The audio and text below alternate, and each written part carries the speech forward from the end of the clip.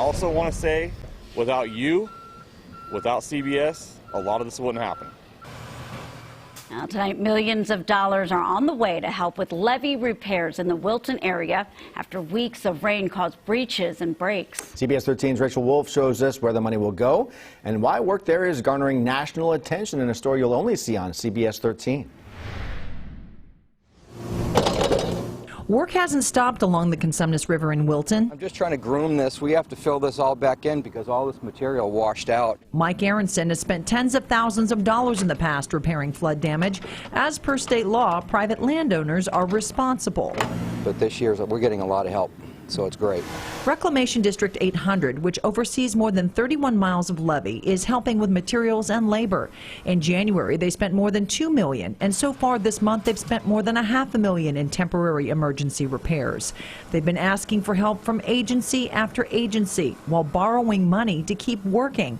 And finally, Friday, after all the storm clouds, a little sunshine. But there's a lot of good news coming our way. RD 800 board member Leland Schneider says the Natural Resources Conservation Service is awarding them $1.5 million for work at Lee School Crossing, where the levee overtopped along a half-mile stretch on the south side of the river. On a 75-25 share. They pay 75, we pay 25. He says they've also applied for up to $5 million in FEMA reimbursement.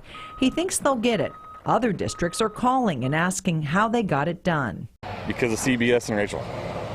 That's what I tell them. After months of asking, now he's the one being asked. They're calling and saying, what can we do?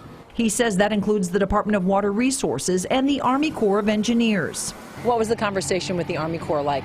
It's a discussion about how they can help in the future so we can be in front of this. Back at the ranch, Aronson will continue clearing debris and making repairs. He worries other ranchers upriver are not. We all got to be together on this thing, and that's a little bit of a challenge. He says the real work needs to take place inside the river itself, clearing silt, sand, and trees. From basically Dillard Road all the way on down through these ranches back here, these rivers are filling up, so there's no room for the water to flow. And if there's no room for the water to flow, it's going to top the levees, and that's what we've experienced here. Nice job, Rachel Wolf, shining a light on that trouble. The Army Corps is expected to be at the district's next meeting, and that is on March 2nd at the Wilton School at 9 a.m.